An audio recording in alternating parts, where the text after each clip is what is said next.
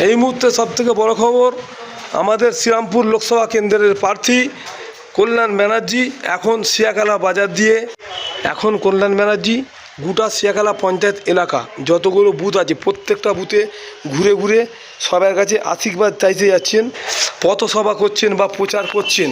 দেখতে পাচ্ছেন উনি আসছেন। আপনারা ভিডিওটি শেষ পর্যন্ত দেখুন, বেশি বেশি শেয়ার করুন, আপনাদের মূল্যবান মতামত কমেন্ট বক্সে জানাবেন। কল্যাণ ব্যানার্জি এখন এখান দিয়ে যাচ্ছে, দেখতে পাচ্ছেন।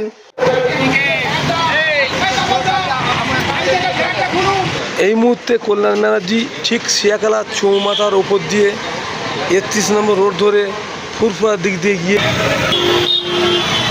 করতে পারে। ধাপ্পাবাজের নাম হচ্ছে নরেন্দ্র মোদী। এই নরেন্দ্র মোদীকে হটাতে হবে। নরেন্দ্র মোদী ধর্মে ধর্মে লড়াই লাগিয়ে দিয়েছে।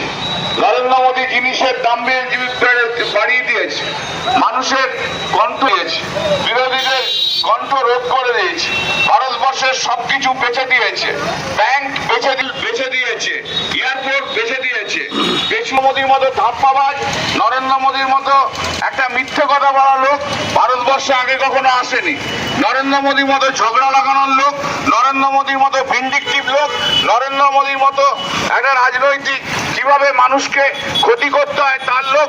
নরেন্দ্র মোদী শুধু নিজের কথা জানে আর নিজের দলের কথাগুলো যা লোকের উন্নতি করে, আর কিচ্ছু করে না। ভারতবর্ষ থেকে নরেন্দ্র মোদীকে হটাতে হবে। আপনারা তিনবার জিতিয়েছেন, তিনবার কাজ করেছি, আগামী দিনেও কাজ করব। ভারতবর্ষের নরেন্দ্র মোদীর বিরুদ্ধে প্রতিবাদী একজন, যে নরেন্দ্র আমি পার্লামেন্টে বলতে পারি, আমি থাকলেই নরেন্দ্র মোদী নার্ভাস হয়ে যায়, তিনবার হাত ধরে বলে চুপ করুন বলে। নরেন্দ্র মোদী সবচেয়ে ধাপ্পাবাজ লোক, নরেন্দ্র মোদী সবচেয়ে মিথ্যে কথা বলার লোক, নরেন্দ্র মোদী একদম ধাপ্পাবাজ বলার লোক, শুধু মিথ্যে কথা বলে, শুধু মিথ্যে কথাতে হবে ওকে। নরেন্দ্র মোদী মানে ধাপ্পাবাজ লোককে সরাতে হবে।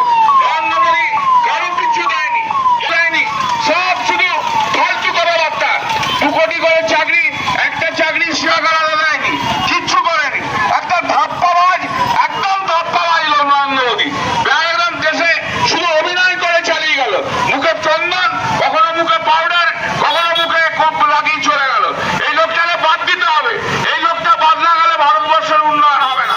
তাই আগামী দিনে আপনারা যেমন জয় হিন্দ বন্দে মাতরম হিসেবে আসছে দিন, সেই লড়াইয়ের মুখ, প্রতিবাদের কণ্ঠস্বর লোকসভায় কল্যাণ ব্যানার্জিকে আবারও ঘাটের ওপর জোড়া ফুল চিহ্নে ভোট দিয়ে বিপুল ভোটে জয়যুক্ত করুন। এই দিন মমতা বন্দ্যোপাধ্যায় বিশ্বাস থেকে আবারও লোকসভায় পৌঁছে দিন, সেই প্রতিবাদের